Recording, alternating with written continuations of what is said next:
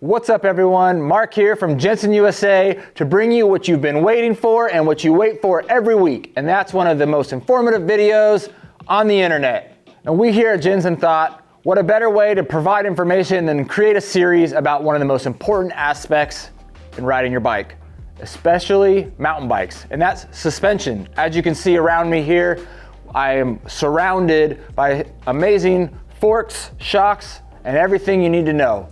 So with this series, we're gonna give you 4 episodes. We're gonna run down all the need to know information, terminology, and great stuff around suspension. We're gonna teach you how to tune your bike so you can properly ride all those trails and face anything that it provides for you. We're gonna go over some of the top brands out there, some of the brands you may not have heard of or maybe just heard mentioning and how important they still are in the powerhouse of suspension, as well as helping you decide maybe you wanna go air shock or maybe you wanna go coil. We're gonna get through all that, so stay tuned because we got 4 episodes coming for you. And if you like these videos and you like us to keep making them, the one great thing you can do to help us is to make sure you like and subscribe and share all of our content with all your friends and even your family.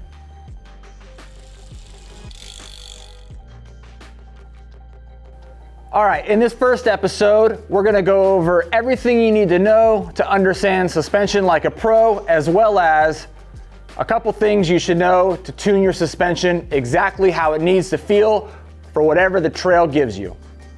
And as we know, suspension is one of the most important aspects for riding your bike. It can mean the difference between a good ride and a bad ride. If you don't have your bike tuned exactly how it needs for what it's about to face, it could be bucking you off. You could be packing that suspension so tight that you basically are on a hardtail or on a rigid frame completely. And with those, we need to make sure that we're utilizing all the aspects and technology that these bike companies out here for suspension have provided for us. So let's start off with getting into the terminology.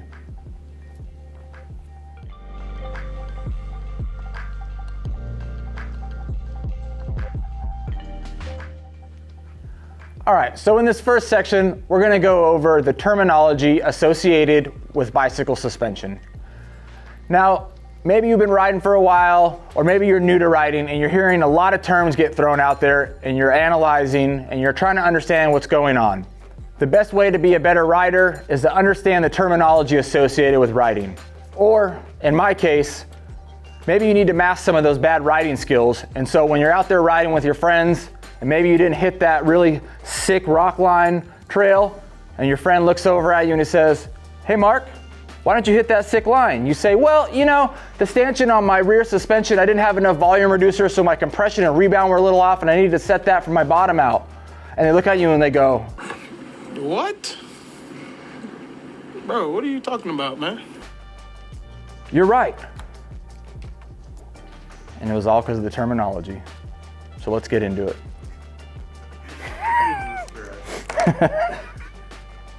All right, so I'm gonna go ahead and point out some of the anatomy of the fork and the rear shock here to give you a little basics of the understanding. At the top here, we have the steerer. Right below that, we have the crown.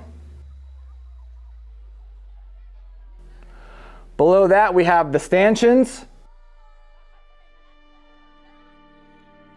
Below that, we have the travel indicator, which you can find usually lines, and it tells you exactly how far you're compressing into your travel. These are also the O-rings you'll see, and you'll be able to use those, as we'll get to later in the video, to set exactly on that travel that we need to get through. Right below the stanchions, we have the lowers, and these are both on each side.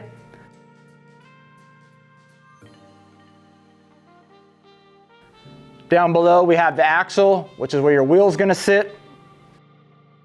And just a quick little pro tip here from us at Jenson USA, and that's if you have a quick release lever on your fork, we highly recommend that you always face that upwards when it's locked out, just to ensure it's not gonna get caught on anything when you're out there riding on the trail. Quick little tip. And then if we move into the rear shock, we have the pedal platform switch, right here, this little switch that goes back and forth. We have the air can here. Again, we have the stanchion right here. And then we also have the travel indicator, another little O-ring right here that slides up and down. On this side right here with the rock shocks, we have a coil rear shock here. So this is a little bit different, but we'll get into that and the differences later on in one of the episodes on air versus coil.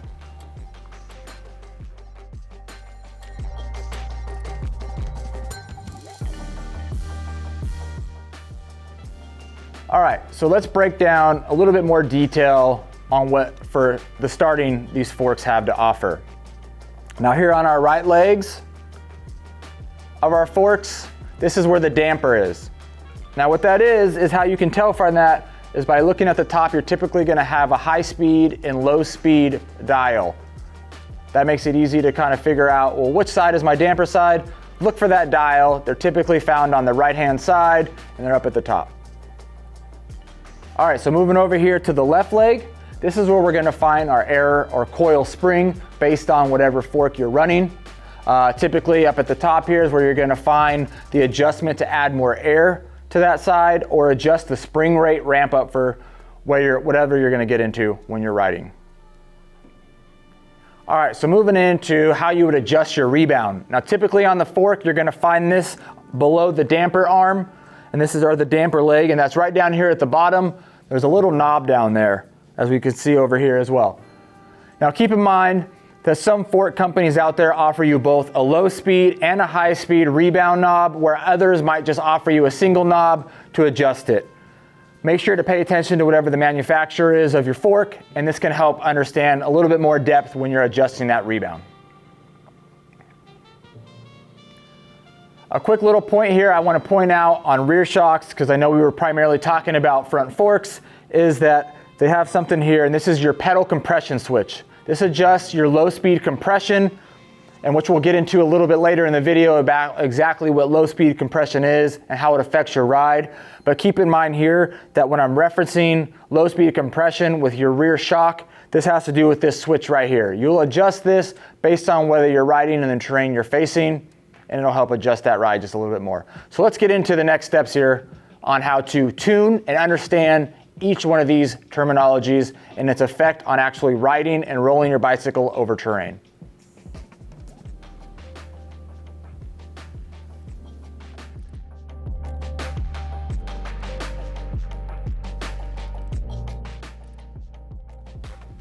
All right, so one of the great things about adjusting the suspension of your bicycle is that you can blend everything from the sag, the rebound, the compression, and the bottom out to give you the perfect feel when you're out riding your bike. Now, when we get into this, it's important to understand that you may do one adjustment, and then the next time you're out riding your bike, you're gonna wanna redo that adjustment based on the terrain that you're riding in. So these are not permanent adjustments, but a means of understanding how to adjust based on each trail you're riding to give that perfect feel and keep you smiling every time you're rolling. So maybe you're new to riding, or you've been riding a while and you're looking to step up your knowledge here on that understanding. The great thing is we've created a way to give you that type of understanding of your bicycle that offers you a way to perfect it, right? The best thing about riding a bike is it's your bike. It's your feel, and how I ride my bike and how I adjust my compression, my rebound, and all that may not be exactly how you ride. It may not even be exactly how the guy behind the camera rides. The important thing here is that it's yours, and you're gonna adjust this as you go along. 10 rides, 20 rides, 30 rides in, you may start adjusting the way you're adapting your suspension because you're controlling your bike differently. You're experiencing different terrain, you're hitting lines that maybe you only dreamed about hitting, and now you're hitting them because your bike's perfectly aligned, its suspension is dialed, and you're ready to crush. So let's get into the first step, which is setting your sag.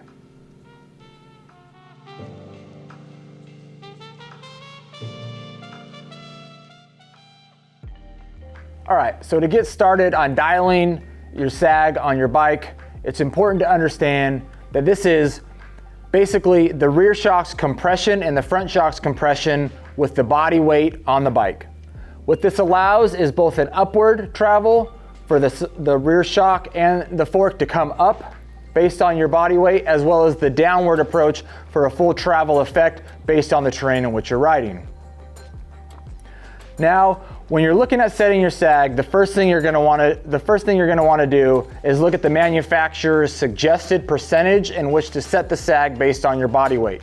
And with that, you can typically go to their website or look at any paperwork that came with your bike. So let's get into how to do that exactly. All right, so when you're making your adjustment on sag, you may be considering, like, what does this do for me?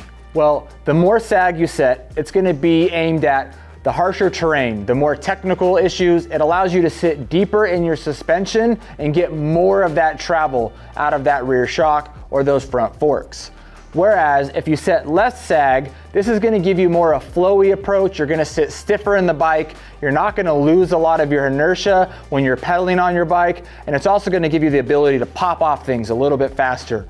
So this is where that personal aspect and that personal desire comes from. As you're riding, depending on where you're riding, you're going to want to adjust your sag according to where it is and what you want to get out of your bike. All right, so a general rule of thumb here is setting the sag in your rear shock to about 25 to 30% of your travel, and your front fork about 15 to 25% of your travel. And how you figure this out is it's measured in millimeters, and it's millimeters divided by the overall travel in that piece of suspension. So as I'm throwing out numbers, you may be a little confused. Luckily, we're going to give you a little quick how-to. So, hey cameraman, why don't you focus in and let's show them how to do it on a bike.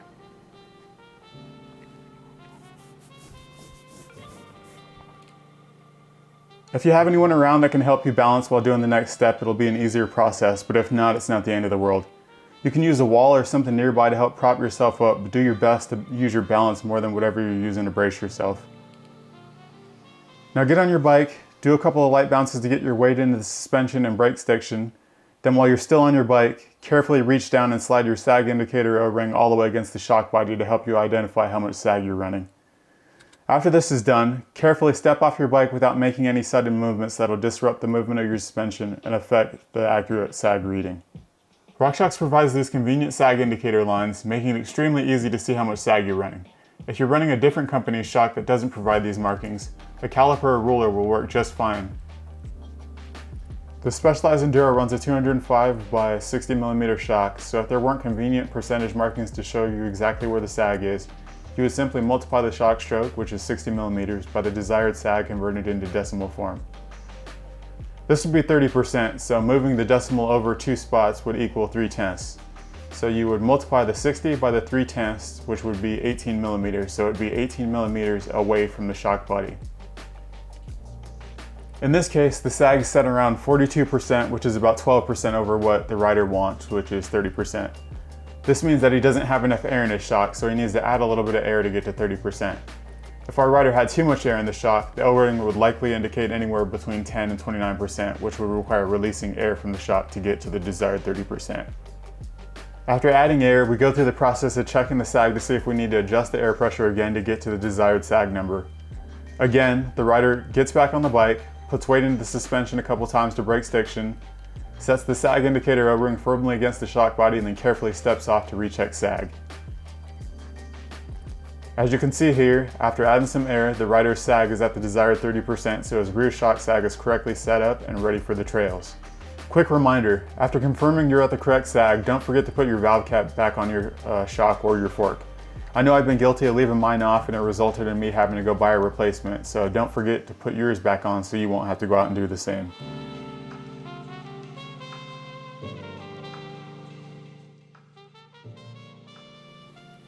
All right, now that you've set the sag, we want to set the rebound adjustment on your bike. This is step 2. What your rebound is it's basically how fast your suspension comes back after it is compressed within its system.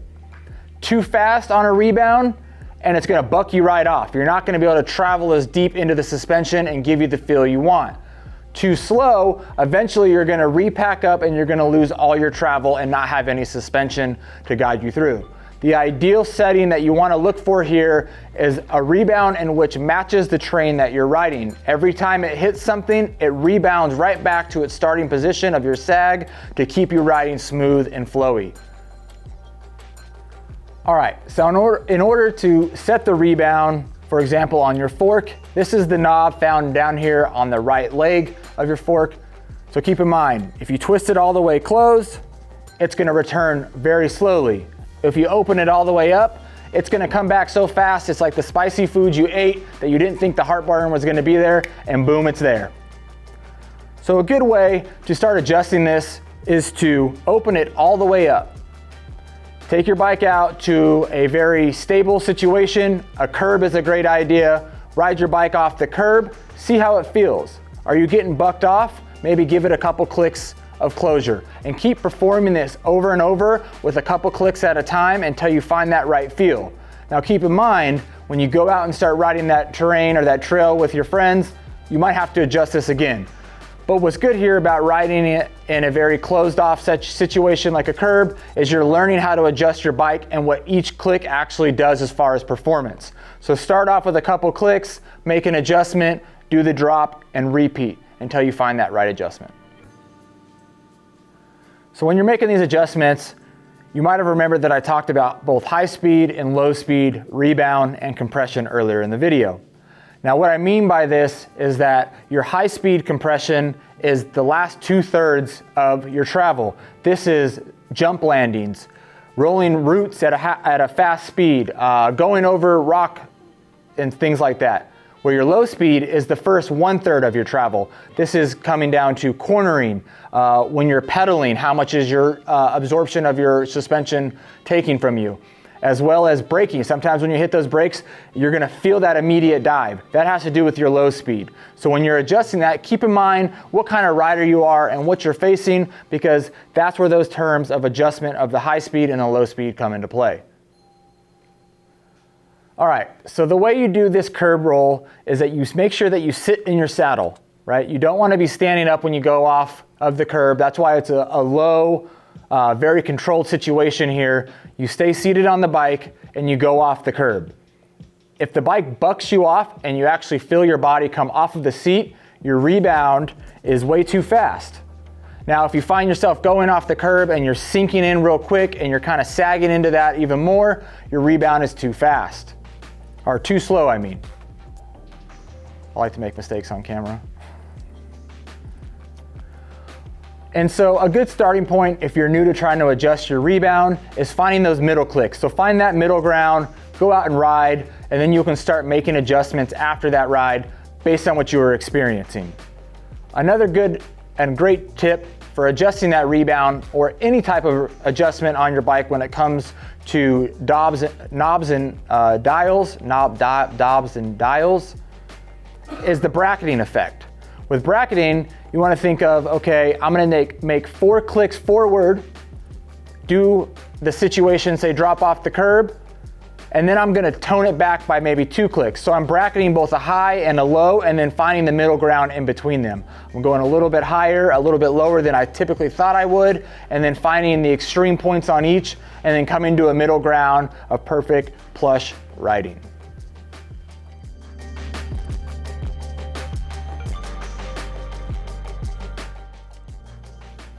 All right, so moving into step 3, which is setting your compression.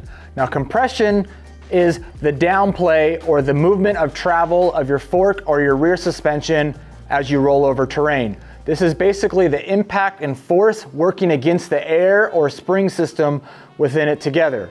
This goes in hand to hand with your rebound. The first step is it compresses as it goes over the terrain. The next step is that it rebounds back to the point in which you set. So it's important to kind of set the rebound first and then now start considering how much travel are you pressing in through your suspension.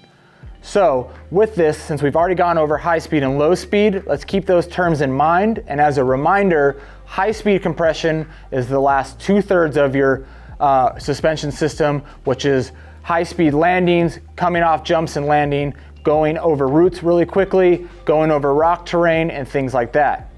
Your low speed compression is the first 1/3 of your suspension system, which is pedaling, cornering, and diving into the brakes when you feel that impact. All right, so adjusting your compression, and the reason why we've made this step 3 is this is typically the adjustment you're gonna make out on the trail. You don't necessarily need a curb to make this adjustment or a controlled setting. This is something you're going to adjust and finesse as you're out there riding based on your terrain. Now this is found at the dial at the top of your right leg of your fork, And what this does is it's going to adjust that high speed and that low speed based on the impacts in which you're putting your fork or your rear suspension through. Again, I would remind you to try the bracketing effect. If you think you only need 1 click, maybe go 2 clicks, hit a piece of terrain, see how it feels, and then adjust accordingly based on that. That way you kind of, again, get those bracket effects of the extremes and find that perfect feel. All right, when it comes to adjusting your compression, remember that adding compression is going to tell your fork or your piece of suspension, your shock, to resist traveling through its movement. If you want to sit higher on your bike, if you're looking for absolute pedal efficiency, you want to add a lot of compression. If you take away compression, this is telling your suspension system that it can move through all the travel with ease, with no resistance, and this is going to give you a much more plush experience on riding. So if you're riding super chunky rock terrain or things like that, you may want to take away that compression and allow that fork or that piece or that shock to travel all the way through.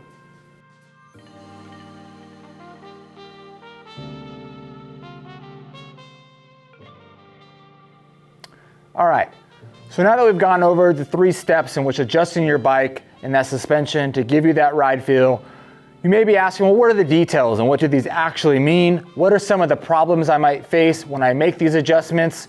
Well, I have a few of these, and we here at Jenson have come up with a few of these to basically make sure that you understand the repercussions for all the adjustments that you make and what you may experience based on making those adjustments. All right, so the first problem or a detail on which we should discuss is pedaling efficiency. Now this is going to be based on what type of riding you're doing. Are you primarily someone that's not looking to climb? Maybe you're looking to go downhill more often? Well, then pedaling efficiency might not be one of your high priorities. If that's the case, you're probably going to want to have a little bit less compression in your suspension. Or if you're the guy or the girl out there that's just looking to crush and climb and get it as efficient as you can in your pedaling, then maybe you're going to want to have a little bit higher of a compression so your bike's not bobbing up and down with every stroke of your pedal, and instead you're being the most efficient as you can going and climbing and pedaling. Now, I just want to add a disclaimer here. As technology advances in suspension platforms with bicycle manufacturers, they are looking at ways to combat this where it doesn't become such a big issue.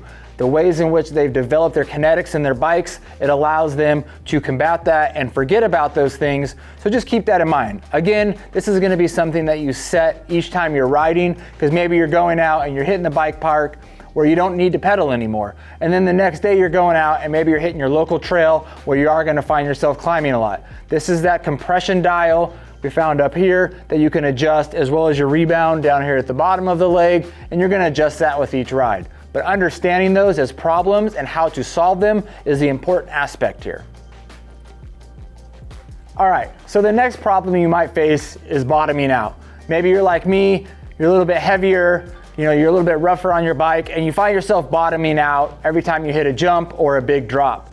Well, the great thing about that is suspension companies have created volume spacers. Now what these are is they're little rings, and what they do is they go into the rear shock or up into the fork, and they basically reduce the volume in which compression and rebound can occur. What this does is it allows you to adjust the suspension and the feel to make up for being a little bit heavier or dropping a little bit harder. So these are things to consider whether you need to add them to your suspension based on your riding approach. So adding these volume spacers into your suspension system basically prevents you from bottoming out and creates a much more plush riding experience out there. But I again recommend looking at the manufacturer's suggestion on how they recommend putting in volume spacers and how many. And again, this may be one of those experiences where you add or remove based on each ride to figure out exactly and dial in exactly that perfect suspension feeling. All right, and so this last problem I want to go over is kind of the opposite of bottoming out, which is going too much through your system. This is maybe you're not going through your travel as much as you would like, and so you're not getting that experience that you need. There's 3 things you can do here. Number 1 is you can remove your volume spacers out of there, and that'll help give you a little bit more travel through your suspension. The other option you can do is you can remove some of the air within your system, so that way you're getting a little more travel. And lastly, what you can do is you can remove some of the compression. All 3 of these options will allow you to travel through your suspension and give the desired effect that you need, that the manufacturer wants you to experience when you're out there riding your bike.